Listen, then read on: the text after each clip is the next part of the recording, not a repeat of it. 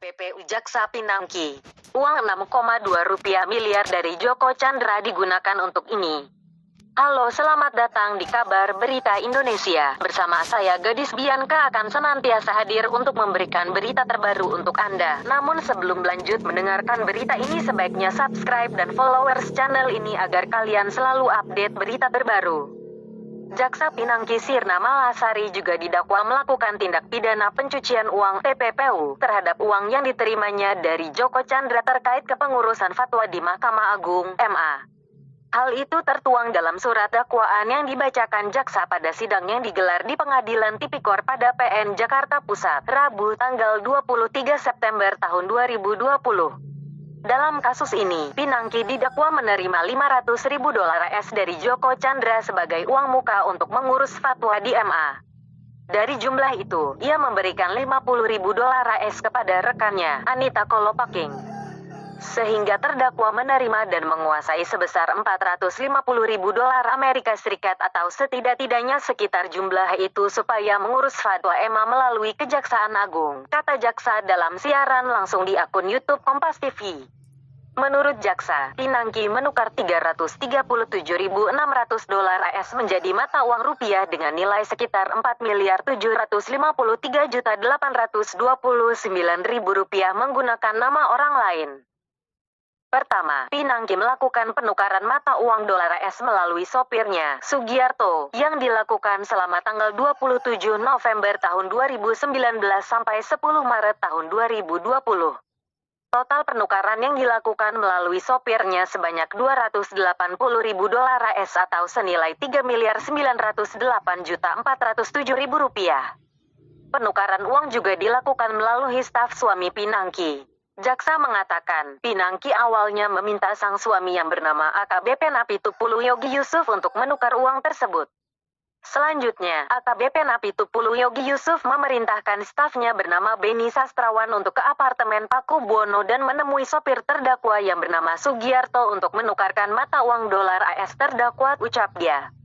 Total penukaran yang dilakukan melalui staf suaminya sebanyak $47.600 AS menjadi Rp696.722.000. Uang yang telah ditukar ditransfer ke rekening Pinangki, rekening adiknya yang bernama Pungki Primarini, serta diberikan secara tunai.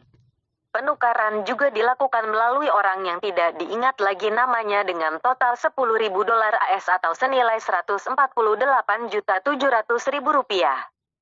Dari semua uang yang telah ditukar tersebut, Pinangki membeli sebuah mobil BMW X5 berwarna biru senilai Rp1,75 miliar yang dibayar secara tunai dalam beberapa tahap selama November-Desember tahun 2019. Kemudian, Pinangki membayar penyewaan apartemen Trump International di Amerika Serikat dengan nominal Rp412.705.554,29.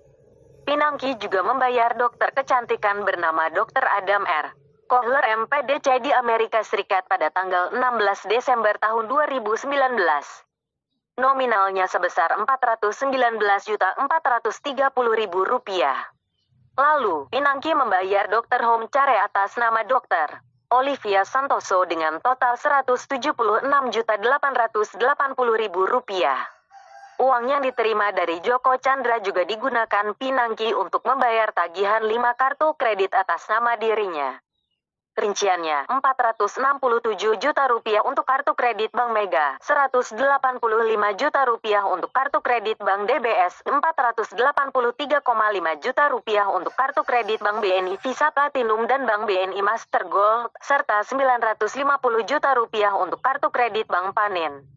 Dalam membayar tagihan untuk kartu kredit Bank Mega dan Bank Panin, Pinangki pun dengan sengaja melebihkan nominalnya agar terkesan sebagai transaksi yang sah.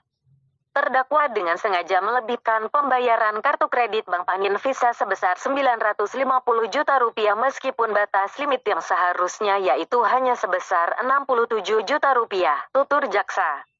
Dengan tujuan agar terdakwa mendapatkan pengembalian kelebihan pembayaran dari bank untuk menyamarkan transaksi kartu kredit tersebut seolah-olah berasal dari transaksi yang sah, kata dia. Pinangki juga menggunakan uang dari Joko Chandra untuk membayar sewa 2 apartemen di Jakarta Selatan.